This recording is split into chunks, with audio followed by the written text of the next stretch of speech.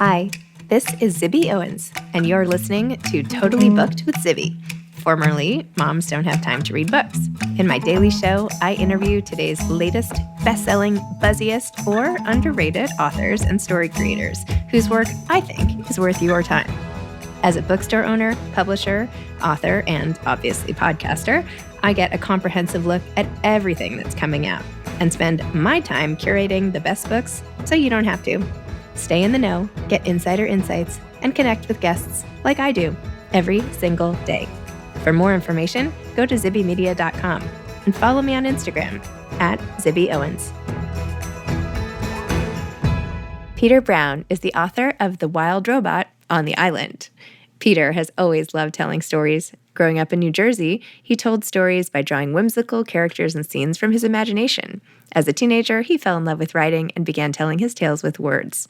While studying illustration at Art Center College of Design, Peter's love of both words and pictures led him to take several courses on children's books, and before long, he had found his calling. After graduating from Art Center, Peter moved to New York City to be closer to the publishing industry. He was working on animated TV shows when he signed a book deal to write and illustrate his first picture book, Flight of the Dodo. Peter quickly signed up his second and third books, and his career as an author and illustrator of children's books was underway.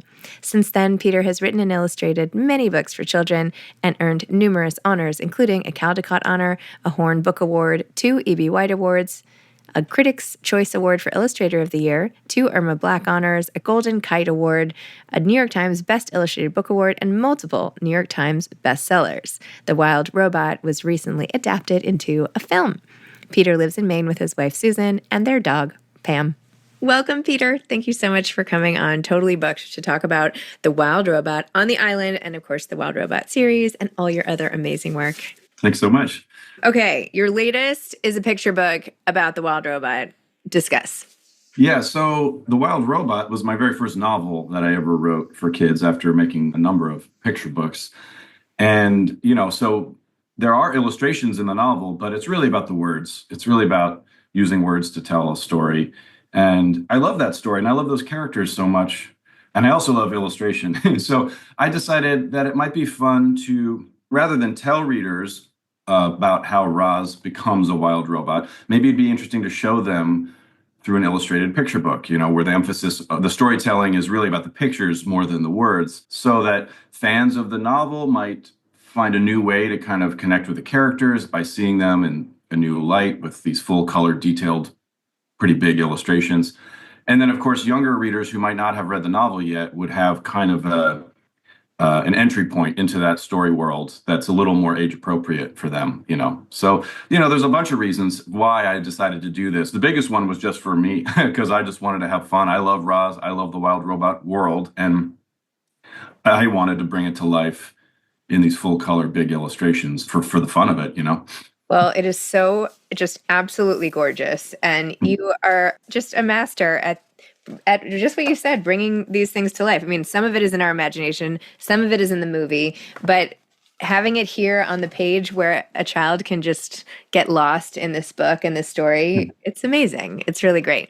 My son, by the way, who is 10, loved The Wild Robot so much that every so often he makes me read a book he's reading because he loves it. And that's what it was for him with The Wild Robot. He kept being like, Mom, you have to stop what you're doing. You have to read this book. And so I did. And it was amazing. And he loved it. And then I said, you had a new book, but then he was a little disappointed. This was the same story. He was like, when is the next story coming? So when is the next story coming? Well, these things take time. For a long time, I wasn't sure if there'd be a fourth. Right now, there's a trilogy of novels plus the picture book. And I wasn't sure if I was going to make a fourth novel. There's a lot of ways to write a series of books.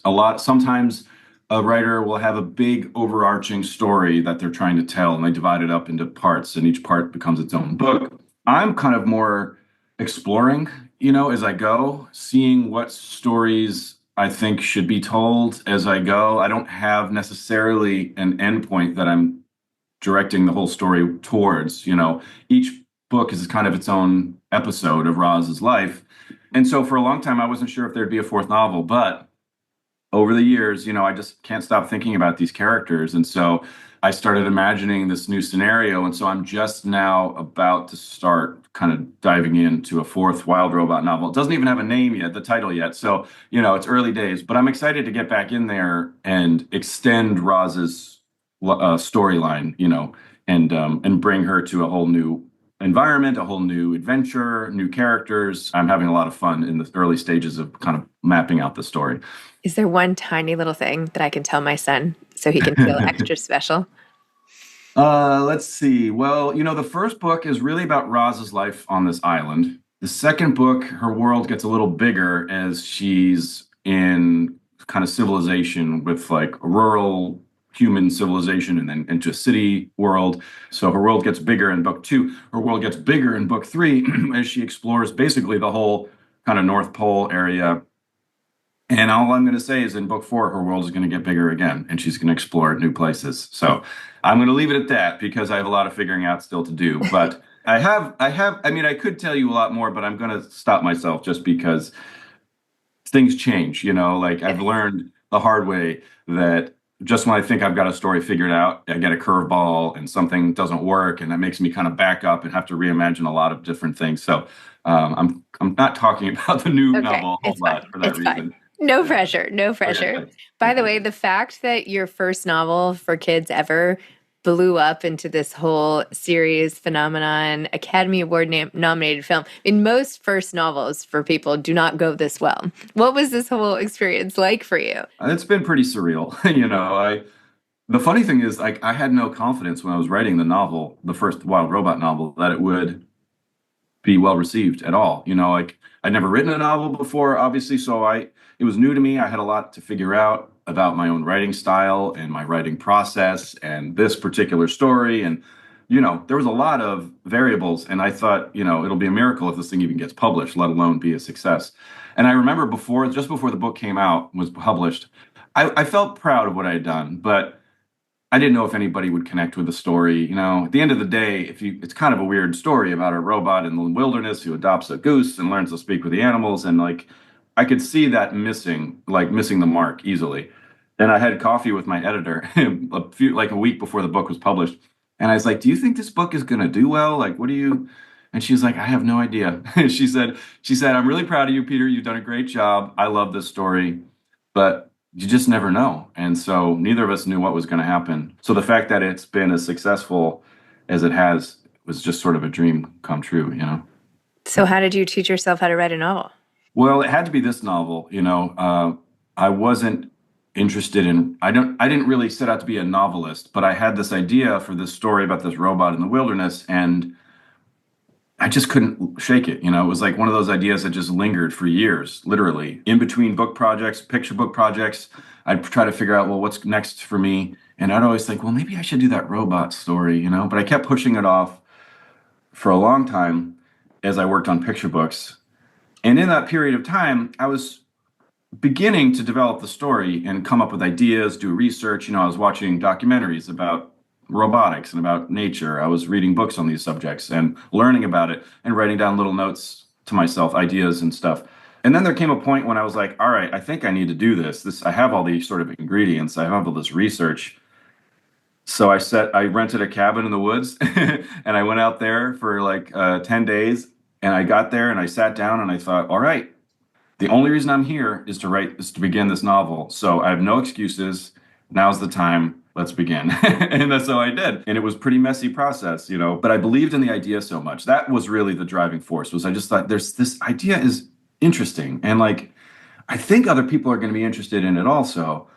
And so even though I was stumbling through the early days and really just like, how do I write a novel? And I was reading a lot of kind of classic kids novels for inspiration, because one of the things I wanted to do with this particular story was, even though it's, I guess, science fiction, which usually takes place in the future, I didn't want it to feel dated. I wanted it to feel classic and kind of timeless. And I thought that would be an interesting combination, combining kind of futuristic world, technology, characters with a sort of timeless classic writing style. I thought would be kind of great for my audience. And so I did a lot of reading. I read a lot of books, like The Incredible Journey and a lot of Ursula Le Guin books. And I mean, I was reading Bambi. I was reading, The Wizard of Oz. I was reading a lot of really classic books just to kind of absorb a bit of the writing style. And I ended up kind of making it my own. I decided really short chapters would kind of make it less daunting. Rather than worry about the whole big story, I could just worry about one little short chapter at a time, which ended up being really great for me creatively. And it also works really well for my readers because, all different age ranges and reading levels are reading this book, in part because it's broken up into these short bite-sized chapters that most readers can handle. And so I had a lot of happy accidents like that, like where I made a decision at first for my own writing purposes and then realized it actually worked really well for the audience also. And so it was like kind of a beautiful magical process. It was painful a lot of times, but I always felt like I was on the right track, and I was, if I could just stick with this, I think I'll figure it out. And so, but anyway, I don't know if that totally answers your question. It was a bit of a free for all. I didn't quite ever know what I was doing, and didn't never really had confidence as I was writing the first novel. Well, that More makes. confidence came with the second novel and the third one because I'd already done it once, So, Did you go into the woods for all of them? the second book takes place in large part on a farm. And so I spent a lot of time on farms, meeting farmers and, wandering their lands and asking them farmers questions and stuff. So, the third book takes place like in the North Pole. I did not go to the North Pole, although that would have been pretty awesome for research. But thankfully, these days, there's so many great, like, beautiful documentaries. The BBC does so many great documentaries about nature in particular that I spent hours and hours, probably weeks, watching every documentary I could find about the kind of northern landscape and animals and habitats. And so I was able to learn a lot without having to leave my home. So Roz the robot basically becomes a mother to Bright Bill, who is not a robot. Not that robots can even have children, but a duck who has to Goose, fly. yeah. A goose. Sorry, I'm sorry. Yeah. A goose who has to fly south for the winter, essentially. Yeah. So my son wanted to know about Bright Bill. He wanted to know, did this type of separation come from a personal experience of your own? Wow, that's a great question. Well, I mean, I suppose when I went off to college, I grew up in New Jersey and I went to college in Los Angeles. And so I think when I left home for college, it's kind of like Bright Bill going off on his migration, like it's a big adventure in store. You don't exactly know what's going to happen. There's a lot of big feelings that get stirred up for parent and child. And so certainly I probably tapped into that personal experience a little bit for that. And that's, a bigger question is how does my personal life factor into other parts of the story too? And it was really important to me to make these characters relatable. And so I dug into that stuff as much as I could. If any way I could make a relationship feel relatable and personal, emotional scenarios, I was like really trying to push this robot story as far as I could to surprise readers with how emotional it made them, and how strongly they connected with these characters in these scenes.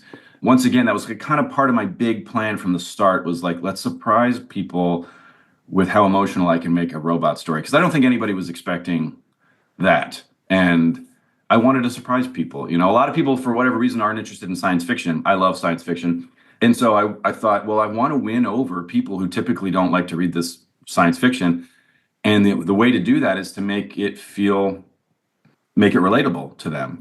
And so I was really going back through my own life experience and imagining which scenarios were really kind of juicy, as I call them, like something that's really kind of emotional, and using that for inspiration wherever I could. And I think it kind of worked. I think a lot of people are surprised at how, people constantly tell me how much, especially adults, that they cry when they're reading the books. And to me, I love that. I love that these words on a page, could actually make people feel such big emotions. And kids too. Kids cry at these books. A lot of parents tell me that The Wild Robot, especially at the ending, is the first time their kid has cried while reading a book. And to me, that's like the highest compliment. Aw. I first cried reading a book when I read Charlotte's Web, and I will never forget that moment. It like made me into a reader, because once Yeah, it hooks you when you feel that, and you realize totally. a book could Yes. do that for you. It's amazing. What was the Yeah. what was the first book that made you cry? Do you remember? Oh, I think it might have been Where the Red Fern Grows. I don't know if you ever read that, but it involves a dog dying, which is Oh, always a heartbreaker, right? So, yeah, and I remember when I was a little kid. I mean, this movie is way before my time, but my parents would have me watch like Old Yeller. oh yeah. I think it's like Same. from the 50s maybe or the Yep. 60s, and I remember the same thing. Dogs dying, I'm a mess. I can't handle that. So even when I was a kid, I was like all choked up. Do So. not watch then Bad Dog Marley, by the way. I made the Oh, mistake of really? showing it to Okay. my kids and finishing it before preschool one morning and like they were all sobbing and I couldn't get them out the door. And anyway, it's a cry fest. So just Uh, heed the warning if you okay. were Thank you. scrolling through that one. You've done so much other stuff in addition to this series. Books that I have loved, by the way, with my kids. The whole Creepy Carrots and Creepy Pair of Underwear. I loved Fred Gets Dressed. We read that like 1,000 times. I Oh, mean, nice. these books, they're all such different styles and Hmm. messages and sort of what mood you're in, right? Fred Gets Dressed is sort of more it's like a little quieter of a story in your mom's closet and all of that versus like creepy pair of underwear and creepy crate and all these things. Yeah. You go all over the place. Talk about how your approach to illustration really can tell the whole story. I mean, some of the stories you write, some you illustrate. Like, how do you do that? Well, in a picture book, especially, the pictures are meant to do most of the storytelling. And so it's been an interesting relationship with Aaron Reynolds, who writes the creepy books, because he writes the stories. I get a basically finished manuscript, and then I have to find ways of kind of enhancing it. Not only do I want my illustrations to reflect what is written in the words, but I want the illustrations to go even further, and stir up emotions somehow, whether it's but laughter or fear or whatever. I mean, those books are spooky. I wouldn't call them scary, but for little kids, sometimes they can be a little scary. And that's not the worst thing in the world. I think reading a book and feeling all these a book is to me a perfect place to experience these feelings and kind of explore them, even scary, even feeling fear a little bit. I think what better way than with a book where you can close it if it gets too much and walk away easily. So I'm trying to do that, and so I'm always thinking about what art style will kind of capture the mood of the story. So my art style varies from kind of book to book. I think a lot about I almost think about books as if they're and picture books as if I'm like a film director, and I think about the camera angle. The creepy Mm. books in particular are supposed to feel kind of like film noir. So I'm doing a lot with lighting and camera angles, trying to make it feel really dramatic, which is part of the joke. The idea that this absurd, ridiculous story, Creepy Pair of Underwear, are you kidding me, is treated like a Hitchcock film, with like all this drama and shadows and whatnot. That's pretty funny, even though kids might not know what film noir is or Alfred Hitchcock is. They get the sort of inherent spookiness and drama that comes with these black and white illustrations and these dramatic camera angles and everything. And so it's a fun challenge. And yeah, like Fred Gets Dressed, or some of my other books are a little quieter. The Curious Garden was a book I made years ago, which was really just supposed to be this like love fest for nature in an urban environment. And so I painted it. I don't always paint my illustrations, but for that book, I painted the old-fashioned way. I used a really bright, colorful color palette, and yeah, it's a really fun challenge each book to sort of figure out how can I tweak my way of doing things just a little bit to make it a bit more appropriate for this particular story. And it's fun. Yeah, it's a good job. So I was grilling you about the next book, and sorry about that. But in terms of illustrations, do you have other books? Isn't there another creepy book coming out? There is, yes. Thank you for mentioning that. There's Aaron Reynolds and I have this new kind of spin-off series of creepy books. So the star of the picture books, the three picture books that have already been published, the star of that series is Jasper Rabbit. Mhm. And this new kind of early reader series is called Jasper Rabbit's Creepy Tales, in which he's kind of like the host, almost like I don't know if you ever watched that old Twilight Zone show where Rod Serling is like the host of the show. He introduces it, and then it cuts away to this unrelated story, which unfolds. And then at the end, we see Rod Serling again to kind of close out the show. We're doing that with Jasper Rabbit. So you open the book, and there's Jasper, who's like, I hope you're ready for what's about to happen, because this story is about to get weird, right? And then you turn the page and you meet this new character. not Jasper, somebody else. We see their whole creepy story unfold. And then at the very end, there's Jasper again, who's like, and that concludes our story. I hope you survived. You like tune in next time. And so it's really going to be kind of fun. It's a little older for slightly older readers, slightly creepier stories for sure. So get ready for that. And yeah, so we're really excited. The first one, so the series is Jasper Rabbit's Creepy Tales, and then each book has its own individual title. The first one is called Troubling Tonsils. Look out for that. That's really kind of gross, but fun. Kids are going to love it. And that comes out in September. And then we have 2 more in the series, all kind of in the pipeline. And we'll see. Who knows?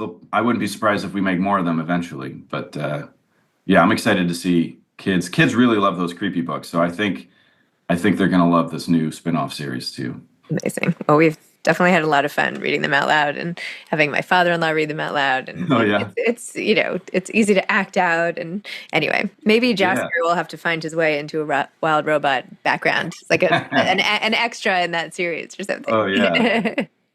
What do you want kids to know? You are speaking to kids all the time in different ways, in different mediums, and words, and paint. And what is like something that you're like, if I could just communicate this to kids, my job here is done?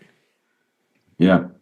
I think the big theme throughout all my books, at least the books that I write, I love working with Aaron Reynolds because he writes stories that I would never write on my own. And so he gets my imagination to places I wouldn't have gotten to otherwise. But I think the big theme throughout the stories that I write and illustrate myself is that we are all connected, and that we all kind of need each other in some way, like that we're part of a community. I made a book called Mr. Tiger Goes Wild, where he's sort of going through this identity crisis on his own and has this sort of solo journey, and we're watching him get wilder and wilder, and then eventually he realizes that his wildness, he's so wild, he's out in the jungle by himself, he doesn't want to be alone. And he realized it took him to that, he had to get to that point for him to realize that actually what he really wants is to be allowed to be his true self in the company of his friends and neighbors. And so he goes back to the city where his friends and neighbors are, and they welcome him home, and he finds this sort of great equilibrium where he's part of the community and he can be his true self. And I think that's the big theme. I mean, Fred Gets Dressed is about a boy who feels free to explore and experiment, and he knows that his family loves him no matter what, and he can kind of do what he wants, and they'll be there for him. He's part of this community of his family, and he feels that, and we see it demonstrated, and it's a beautiful thing to watch. Even, the Wild Robot books as well. I mean, they're all about community and about home, about where you belong and finding a way to connect with unlikely characters, So that's, I think, if I could just really communicate one idea to young readers, it would be that we're all part of a community. Sometimes it can be hard to see that or feel that, but I think it's important to recognize that, because once you remember that we're all together in this together, we're all part of this like global community. I mean, it makes sense to take care of the earth and the planet, right? Because this is where we all live. We all will benefit if we take care of the environment. We all will benefit if we take care of each other. And so, yeah, that's a theme that I think I'll probably be banging away at for the rest of my career. Well, it's an amazing message, and one a lot of grown-ups need to hear as well. So yeah, that's totally great. And by the way, congrats to your wife she's also now a successful children's book illustrator and everything. I mean, you two are like the power couple. So congratulations. She is doing so great. Her name is, who she publishes as X Fang. Her first name is in Chinese and it starts with the X. And so she just uses her initial. Her middle name is Susan. So most people call her Susan, but she is really, I mean, it's impressive to watch her career take off. It's very different than mine. My career was a very slow beginning, and I keep trying to like lower her expectations and be like, you might take a while to get your first book deal, and your first book might not get much attention, and every step of the way, she just keeps like blowing me out of the water and being like, and I'm like, all right, never mind, forget it. Clearly, you don't need my advice, so I'm going to stay out of this. You're doing so great. Yeah, thank you. Oh, that's amazing. Well, Peter, thank you. Thank you for the hours and hours of entertainment you brought to my family, and I'm really quite grateful personally, so thank you. This has been fun. Thanks a lot. Okay, thank you. Congratulations. Bye-bye. Bye. Thank you for listening to Totally Booked with Zibby, formerly Moms Don't Have Time to Read Books. If you loved the show, tell a friend, leave a review, follow me on Instagram @ZibbyOwens, and spread the word. Thanks so much. Oh, and buy the books.